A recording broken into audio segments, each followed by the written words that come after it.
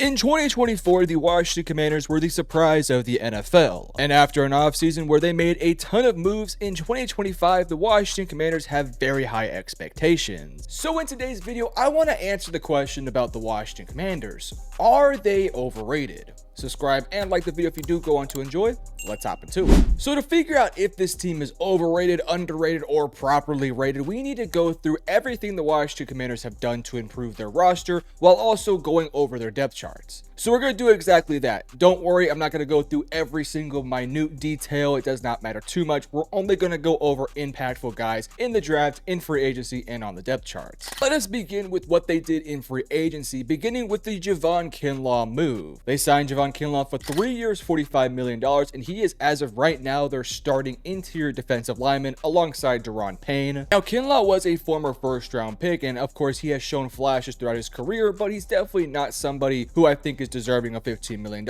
I do think they are projecting him to start to take big steps forward in his career. He's still a young player. He's a very solid athlete. I think he's big, he's strong. He just doesn't quite have the nuance that you would want for a player of his size. But he's going to be asked to play a major role. He's getting paid quite a lot of money. And next to Daron Payne, who is no longer, I would say, in the prime of his career, they're going to need Javon Kinlaw to start to enter into his prime alongside Johnny Newton, who's still developing. You also have Eddie Goldman there too. So I like the depth in this position. I think Javon Kinlaw was a fine addition. Granted, maybe a little bit more than what I would have honestly paid him. They signed a couple other guys that I'm not going to talk about. Will Harris, Jonathan Jones, Dietrich Wise, Michael Gallup, Nate Herbig. All those guys are more depth options. Some will be starters, but I don't feel like any of those guys will be anything terribly impactful. But then we get to the trade market where they traded for Laremy Tunsil and they traded for Deebo Samuel. Now let's begin with Deebo Samuel because I think that might be a little bit of the more fun conversation. Then we'll talk about Tunsil here in a minute. It's no secret that Deebo Samuel has started to lose a bit of what made him so special in San Francisco. He no longer is this dynamic athlete that can give the ball in a multitude of different ways and he can take it to the house. He still is a very versatile piece that I think is a fun little gadget guy to have on your roster. But as a pure receiver, I just don't think he's anything particularly special nowadays.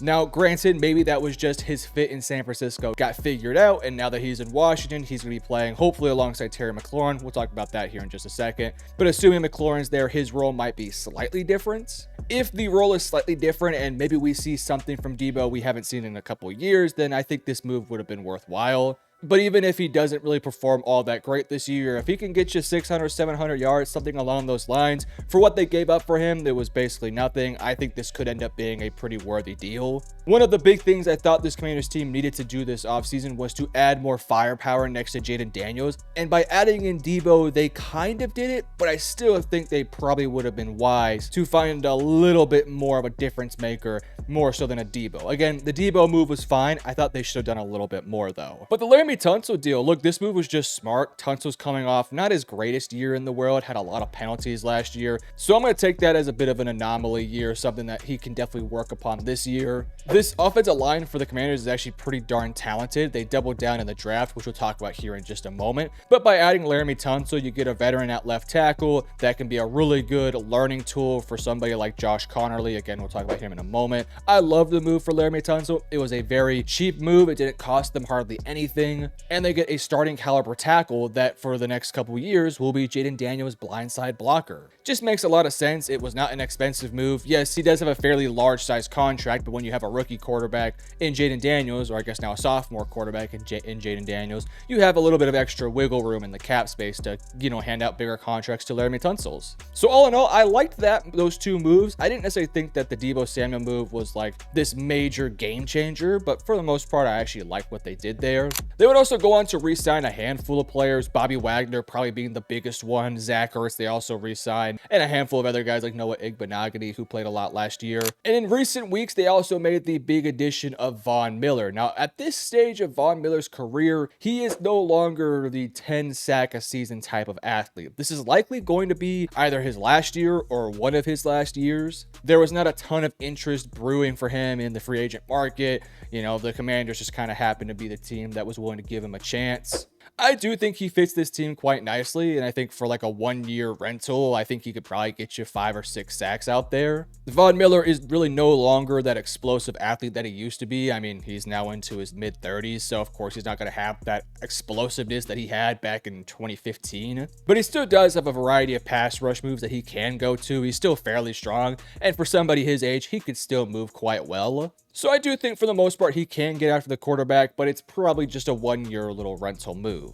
Now, one thing I will say that I was not a big fan of with their offseason, and we'll get to the draft here in just a minute because the draft is kind of polar opposite of what I'm talking about here, but I felt like this team got really old this offseason. Laramie Tunsil's a little bit older, Deebo Samuel's a little bit older, Von Miller's definitely older. Javon Kinlaw is relatively young, but he's not necessarily, fully young. He's like in the mid-20s. Jonathan Jones a little bit older. A lot of the moves they made was moves that would help them for the now, but don't really help them for the long-term future. One of the things that I think is difficult when you have a young quarterback is, how do you build your roster around him? Do you build with this super young core of players that maybe give you a higher upside, but there's some more volatility to them because you just don't know what they're going to look like? Or do you go with the more veteran approach where you just go after a ton of veterans, and when you can, you sign some young guys here and there, and of course do the draft, but you know what you're going to get from the veterans because they've already been in the league and they're used to it, so you can try to go all in right now.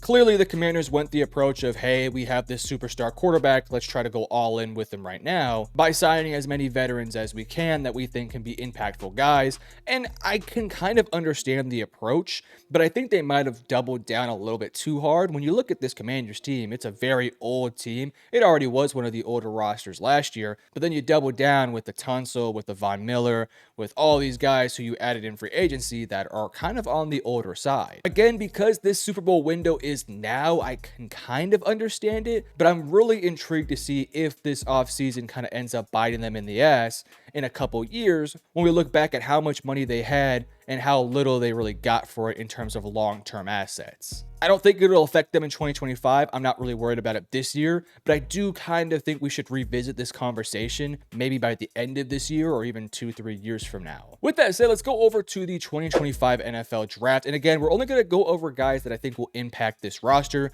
So the guys we're going to talk about in this section will be Josh Conerly, Trey Amos, and surprisingly, their 7th round running back pick, which we'll talk about here in just a minute. Outside of that, I don't really see some of these other guys really playing too much. It will kind of briefly mention them here and there, but we'll just kind of specifically talk about those guys. Let's start off with Josh Conerly. Now, Conerly was somebody that kind of rose a little bit later in the draft process to, kind of getting some first round buzz. Now, he was always sort of a day 2 guy, specifically in the 2nd round, but there was some first round buzz early. And then as time went on, you saw the measurables, you had all the camps, you had the draft combine, etc., etc. And his stock would rise to, his name being mentioned in the back end of round 1. Now, for the Commanders, in mock drafts prior to the draft, I was consistently giving them a pass rusher or a corner or a weapon. Offensive line was something that I thought they were okay with, especially once they did make the trade for Laramie Tunsil. Because when you look at this offensive line, it does have a good mix of younger guys with dudes in their prime. And, when Sam Cosmi comes back from injury, you have him, who's also a very good player. So for me, I felt like offensive line was not really that big of a need. But I also felt like if, the board fell a certain way, you could have went that route. Now, on the top of my head, the board didn't really fall the Commanders' way in a particularly great way, but I felt like there was enough guys on the board to where they did not have to take a tackle. But at the same time, I also do understand taking a tackle because this gives you your long-term tackle to play alongside Jaden Daniels for hopefully the rest of his career. So I understood it. I didn't love the Conerly pick, but I didn't hate it as well. It just was one of those things where I think I personally probably would have went with an edge rusher. Conerly does give you good athleticism, good size. I've heard some really solid things about him in preseason so far and in training camp. Now, does he start at right tackle? It does sound like that's probably going to happen with Wiley playing guard, but there is some depth here with this unit to where they can really move around this, this offensive line and shift it however they really want to. I do think Conerly will be playing early, but I also think there's a world where he doesn't have to play early either because of the depth of this offensive line. Again, I think I would have went somewhere else here. I would have loved to have seen Jahad Campbell on this team. I know he's a linebacker and they don't really need that, but I think he could have transitioned to an edge rusher. That's probably who I would have taken. Granted, I was very high on Jahad Campbell. But there's a lot of talent in this draft, so the Josh Curley move wasn't my favorite, but it definitely was far from bad. Now, Trey Amos in round 2 I thought was really good value. He was somebody who I did have mocked occasionally in the first round, usually in the back end of round 1, but I had some buzz there a little bit as well. He goes to the Commanders in round 2, and I think that's excellent value. He's long, lengthy, he's a bit of a playmaker on the football. I think he can win in press man coverage, and I think he can also succeed when he's a bit of zone coverage as well. I think this is just a really well-equipped corner who will probably start off as a CB2, and if they need him to, can maybe develop eventually into that CB1. This is a really unique secondary for the Commanders. There's a lot of good depth here. There's also a lot of versatility with Mike Sainristil with, do you want to stick him on the outside? Do you want to stick him in the nickel? I like him personally inside the nickel there. I just think that's where he's best equipped. And then you have Trey Amos playing on the outside opposite to Marshawn Lattimore, but you also have Jonathan Jones who can also play in the nickel too, as well as Noah Igbenogany. So all in all, I actually really like this secondary. It does depend, in my opinion, on Marshawn Lattimore. We'll get to that here in a moment though, but yeah, I like the Trey Amos pick. I think he's a very talented player that can be an impactful starter right away, and a few years down the road can definitely be an impactful starter as well. Now let's get to the 7th round pick in Ja'Cory Krosky-Merritt. This one kind of came out of nowhere. The running back room for Washington was something that I thought they were going to address a little bit more seriously in the offseason, but they really didn't invest much into it. They had Austin Eckler, you had Brian Robinson Jr., who is now a San Francisco 49er, which is crazy. Also had Jerry McNichols, Chris Rodriguez, but there just wasn't anything that you felt particularly great about in that room. Brian Robinson was a good running back, a talented running back, but he wasn't very explosive. He was just a bit more of a bruiser style guy that can churn out yards here and there. Eckler, a bit more of your receiving back, who at this stage is not terribly explosive, but can still go a little bit. But, in the offseason, we heard a lot about Merritt, and then in the preseason, he made some plays too. And, he's an explosive back. He can definitely move quite well. He seems to be a very smart player that can follow his blocks, find the open gap. He's hardly, ever going to make any bad decisions out there. He also can be used in the passing game. So everything I've been hearing has been really positive, and it's just kind of crazy we're talking about a 7th round pick here when talking about guys that could potentially be impactful starters. But I've heard a lot of buzz about him potentially being their starting running back, so shout out to him. So all in all, I liked their draft. I didn't think it was the greatest draft by no means. We can also talk a little bit about Jalen Lane. He might have a role for this team. Kane Medrano, probably not have a role, probably special teams guy, but wait and see about the development with him. All in all, I thought their draft was pretty dang solid. So now we get to the depth chart of the Washington Commanders, and let's start off with the offense. Now, in my opinion, this offense is talented, but I think it is a little bit lacking in some ways. Obviously, Jaden Daniels at quarterback. Now, I think one of the biggest sort of X factors for this Commanders team, of course, is going to be their quarterback, Jaden Daniels. If Daniels has some version of a sophomore slump, even if it's not like terrible and he plays great, but he takes a bit of a step back, kind of like what CJ Stroud did last year, then this Commanders team may not be as good as what they were last year. But if Daniels can continue to develop and take a big step forward next year, then I think the sky is truly the limit for this team, because that's just how highly I think of Jaden Daniels. Daniels is the ultimate X factor. In my opinion, he's already a top 10 quarterback, and maybe by the end of this year, he might cement himself as a top 5 quarterback by season end. The running back room we talked about a bit earlier there, Ja'Cory Krosky-Merritt is the favorite to be RB1. Crazy, by the way, but he is the favorite. And then Austin Eckler's RB2, Jerry McNichols, and Chris Rodriguez will fill in a little bit as well. I'm not a huge fan of this running back room, but at the same time, it's hard to judge when we haven't seen Merritt play any meaningful NFL snaps, so we'll wait and see on that one, but I'm not loving it on paper. We'll just kind of have to wait and see. Now let's have the Terry McLaurin conversation. Look, I think Terry will be a Commander when the season starts. It does sound like there are some things heading in the right direction, and it does feel like the team is confident they'll get a deal done at some point. If McLaurin does not suit up for the Commanders this year, then I think the Commanders have no chance of probably even making the playoffs this year. That's just how important of a player he is to this receiving game. But if McLaurin does suit up, then again, I kind of believe the sky is the limit, assuming Daniels continues his development. He's an excellent wide receiver one, truly like a, maybe a top 10 receiver in the league. I think McLaurin is so impactful on this roster and one of the more valuable players out there in his position. So I think Terry needs to sign, and I think Washington needs to get the deal done ASAP. You have Zach Ertz at tight end. You have Ben Sinnott there too. We talked about the offensive line, a good mix of veterans and youth with solid depth. And when they do get Sam Cosmi back, I'm really intrigued to see how this offensive line is going to churn out, because it's a pretty unique looking unit, at least on paper.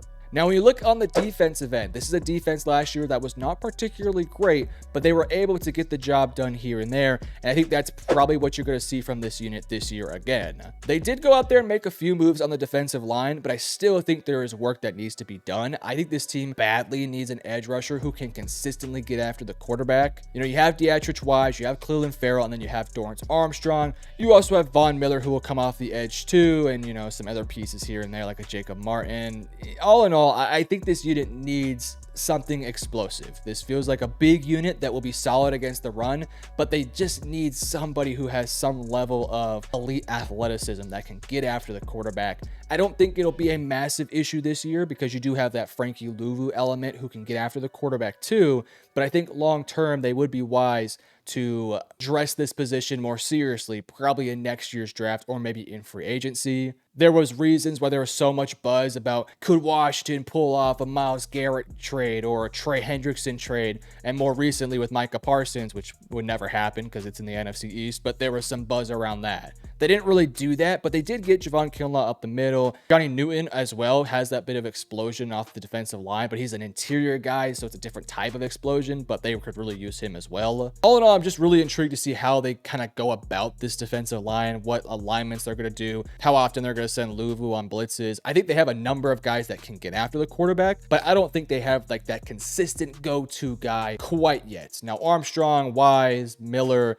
they can all get there, but can they get there when it matters most? That is kind of what I'm worried about. But I will say the secondary is pretty darn good, at least on paper. And if Marshawn Lattimore can return to form, then I think the secondary could potentially become elite. They have a really good nickel in Mike Sainristil, which is where I think he should be, but he also can play on the outside. I think Trey Amos is very talented and can play early. Lattimore is Lattimore, and I think they have some decent safeties too. Now, I'll say this defense is pretty dang old. Marshawn Lattimore's not very young. You have Amos, you have Sainristil, those guys are young. Louvu's also fairly young himself. He's not terribly old. Bobby Wagner's really close to retirement. Von Miller's really close to retirement. Deron Payne's a little bit older. So there's some youth here, but there's also a lot of older veterans. So I think this defense could be decent next year, but I'm not expecting a particularly great unit. So now let's answer the question. Are the Washington Commanders overrated, underrated, or are they properly rated? Well, I think it all depends on what you believe this Commanders team is going to be. If you think the Commanders are the best team in the NFC, then I do think you're slightly overrating them. Right now, on paper, injuries will, happen, and there will be some things that change, in my opinion. But at least right now, I would take the Philadelphia Eagles, and I would probably take the LA Rams over this Commanders team as well. I also think Detroit has a really good conversation. Yes, I know the Commanders beat them in the playoffs, but that Lions team was banged up as hell, and they just did not play very good that game. But, again, give your flowers to Washington. They cooked them in that game. But I think I would probably take Detroit. I think Minnesota is very talented. If J.J. McCarthy is a good quarterback, then there's that conversation too.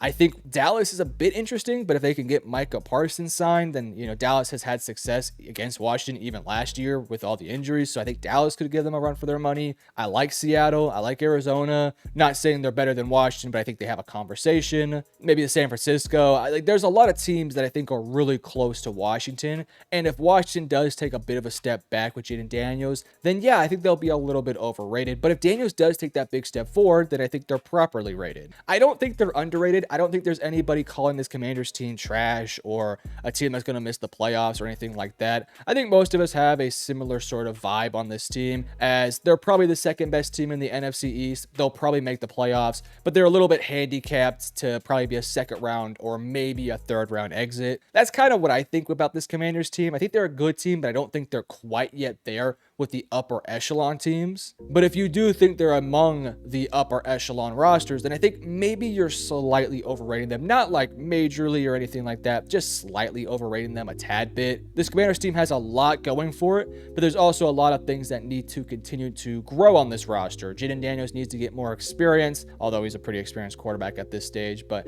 the offensive line has some question marks. I just still really worry about this defense in some ways, and I worry a bit about the receiving core. But it's a talented enough team to, in my opinion, make the playoffs. And, you never know. When you get to that playoff anything can happen. You can go out there and somehow beat Philadelphia because Philly has a bad day, and next thing you know, the Washington Commanders are in the Super Bowl. But, we'll have to wait and see. So are the Commanders overrated? Probably not. I think they're properly rated. But again, if you think they're Super Bowl contenders or even Super Bowl favorites, then maybe you're slightly overrating them. Anyways, if you guys did enjoy, hit the like and subscribe button. Love you guys. Peace.